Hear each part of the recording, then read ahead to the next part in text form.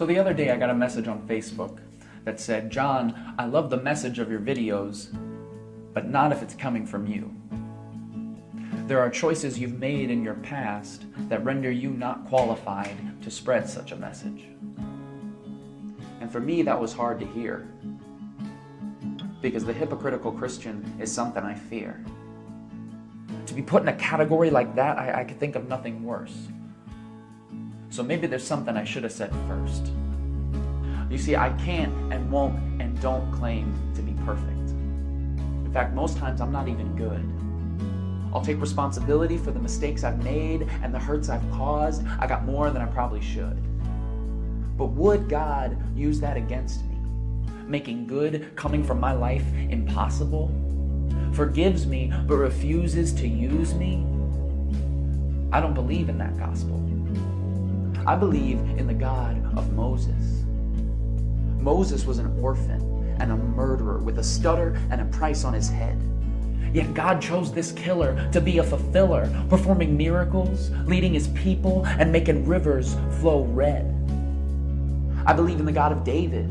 David, the shepherd boy who turned into a king, a terrible father and an adulterer from the start. Yet even with wrongdoings and iniquity, we remember him as the man after God's own heart. Mary Magdalene was a prostitute, living a life without direction. Matthew was a tax collector, the lowest of the low, yet they both walked and talked and witnessed Christ's perfection. Did God choose the Pharisees, the self-righteous and pompous, full of laws and pretension? Or did he choose cowardly Peter and persecuting Paul to spread the message of Christ's redemption?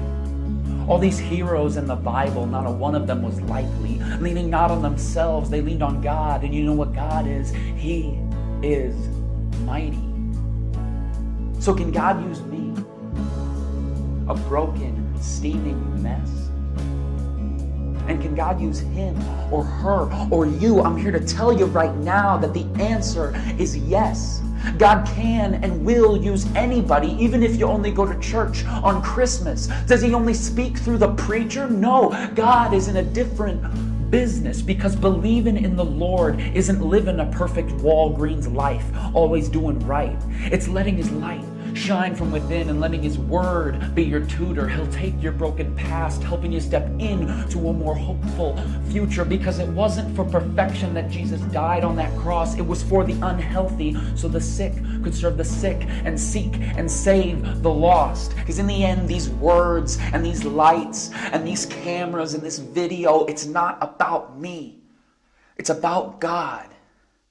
And with God, it's never about who you were, but about who you will be.